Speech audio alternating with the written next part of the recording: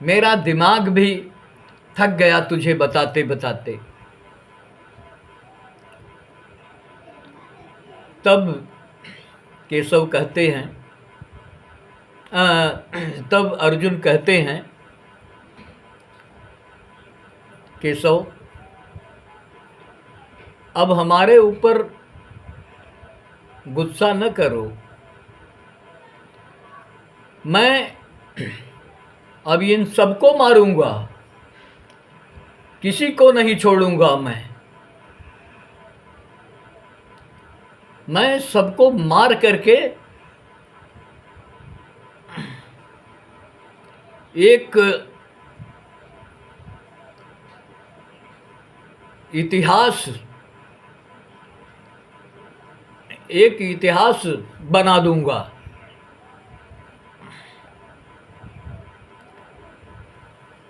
तो हमारे कहने का मतलब मुख्य ये है कि मोह जो है सब पर अपना जो है आधिपत्य जमाती है। मोह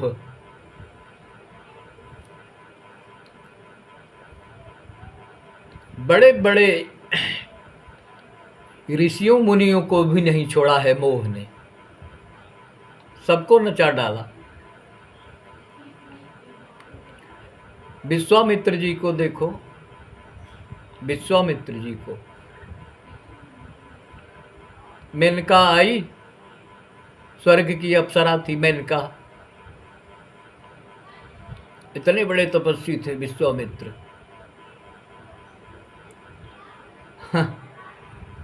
आई मोहित हो गए देख करके विश्वामित्र उसके स्वरूप को, इतनी सुंदर थी देखने में, स्वर्ग की अप्सरा थी मेनका। देखा बस,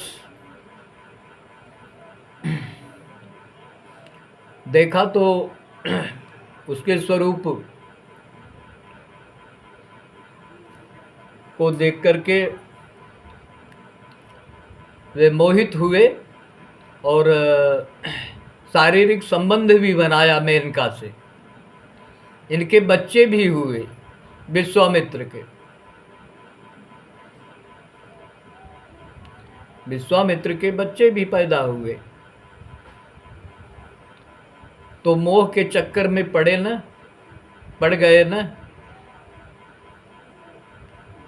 और सुनो, सुखदेव परमहंस जी, परमहंस के बारे में मैं आप लोगों को बता चुका हूँ कई बार कि ज्ञान की सर्वोच्चतम अवस्था ही परमहंस अवस्था होती है, यानी उससे अधिक ज्ञान न हो किसी के पास, ये सर्वोच्चतम अवस्था है ज्ञान की है?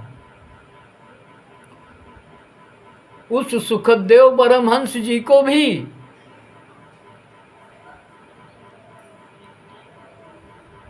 माया में आना पड़ गया।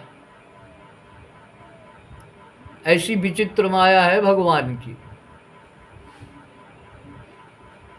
सुखदेव परमहंस जी को भी लौट करके आना पड़ा इस जगत में। कैसे आना पड़ा? महाराजा परीक्षित को श्रीमद् भागवत की कथा सुनाने के लिए आना पड़ा। भगवान वेदव्यास ने आदेश किया, पुत्र महाराजा परीक्षित को श्रीमद् भागवत की कथा सुनानी है और तुम्हें जाना होगा, जाओ सुनाओ। तो वही सुखदेव परमहंस जी जब पैदा हुए थे तब उनके पिताजी भगवान वेदव्यास पीछे पीछे दौड़ रहे थे, हा पुत्र करते हुए। तब श्री सुखदेव परमहंस जी ने नहीं सुना कुछ, वन की तरफ प्रस्थान कर दिए तपस्या करने के लिए। तो तब तो नहीं सुना, वेदव्यास हाय हाय करते रह गए, पुकारते ही रह गए, हा पुत्र हा पुत्र, लेकिन लौटे नहीं। श्री सुखदेव परमहंस जी चले गए वन को तपस्या करने के लिए।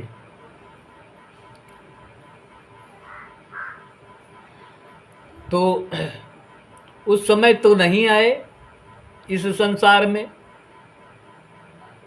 मोह में नहीं व्याप्त हुए, लेकिन उसके बाद आना पड़ा न मोह में।